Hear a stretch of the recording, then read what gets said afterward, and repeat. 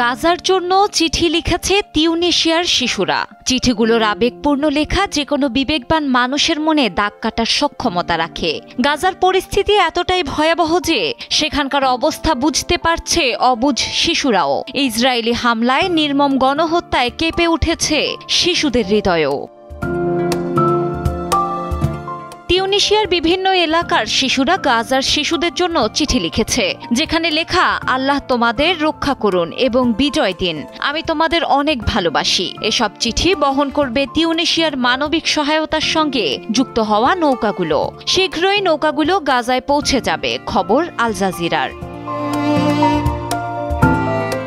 তিউনিশিয়ার দান কেন্দ্রে দেখা গেছে মর্মস্পর্শী ঘটনা। 15 বছর বয়সী এক শিশু ত্রাণ জমা দেওয়ার সময় স্বেচ্ছাসেবকদের কাছে অনুরোধ করে বলছিল, আমি অবসর সময়ে আপনাদের সঙ্গে কাজ করতে চাই।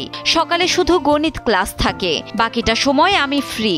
শুধু তাই নয়, এমন আরো অনেক ঘটনা দেখা গেছে। শিশুরা তাদের প্রিয় কার্টুন আঁকা, মানি বক্সে জমানো সঞ্চয় ও ছোট ছোট উপহার নিয়ে কেন্দ্রে এসেছে।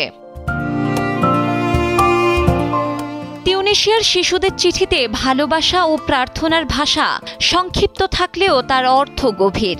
অচেনা দূর প্রান্তের গাজার কোনো শিশু বন্ধুর জন্য আল্লাহর কাছে প্রার্থনা করে চিঠি লিখেছে তারা। গাজায় ত্রাণ পাঠাতে গ্লোবাল সুমুদ ফ্লোটিলা রোববার যাত্রা শুরু করেছে। ইসরায়েলের অবরোধ ভেঙে গাজায় মানবিক সহায়তা পৌঁছানোর সবচেয়ে বড় নৌ মিশন এটি। এতে অন্তত 44টি দেশের প্রতিনিধিদের বহনকারী 50টিরও বেশি জাহাজ অংশ নিয়েছে।